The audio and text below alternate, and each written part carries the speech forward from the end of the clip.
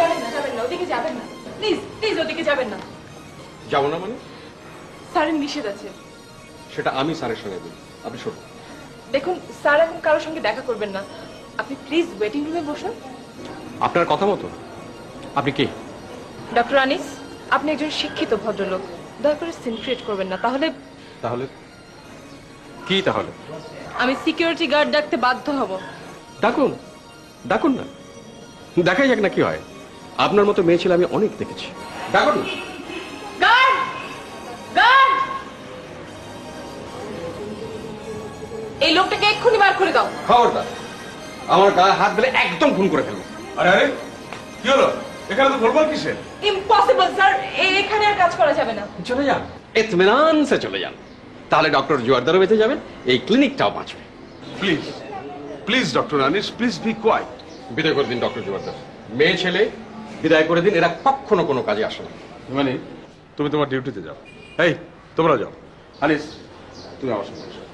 আসছি, কিন্তু তার আগে আপনি এই আপদ বিদায় করুন। আপনি বুঝতে পারছেন না, এই মেয়েটাই আপনাকে ডোবাচ্ছে, আই টেল ইউ।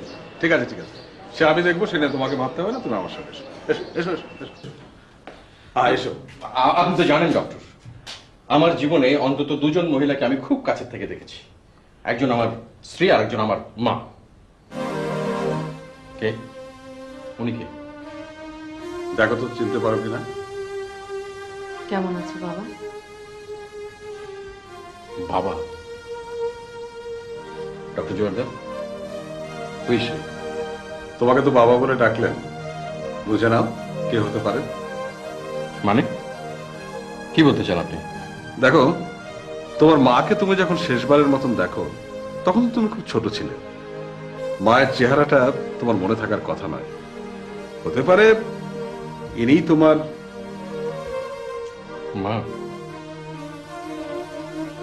আমার মা?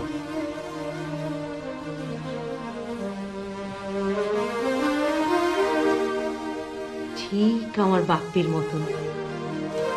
বাপি কে? আমার ছেলে। কিন্তু আমার নাম তো বাপি নয়। নাই বা হলো, বাপ্পির মতো তুমিও আমার আরেক ছেলে, আমি মা।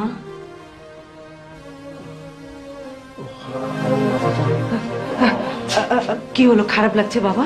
খারাপ লাগছে? আমি বাড়ি যাবো। হ্যাঁ চলো চলো, আমিও তোমার সঙ্গে যাচ্ছি, চলো চলো।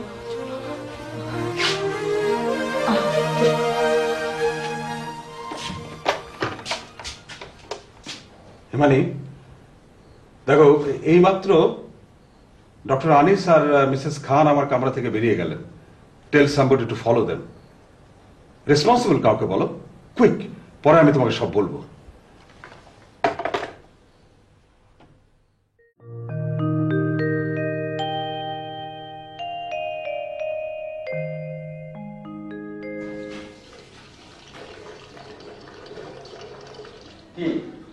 পেলেন? পাওয়া গেল? না বাবা, কোথাও পেলাম না।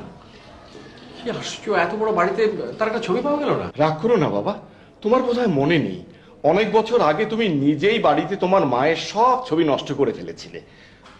তা হঠাৎ এতদিন পরে তোমার মায়ের ছবি খুঁজছো যে? ড্রয়িং রুমে যিনি বসে আছেন তাকে আপনি চেনেন, দেখেছেন কখনো?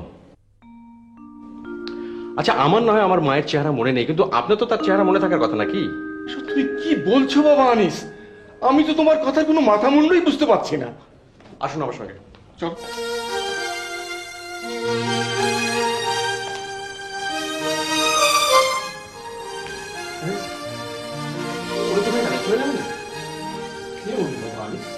ডক্টর জোয়ারদার বলতে চান যে উনি আমার মা। সে কি? কি করে?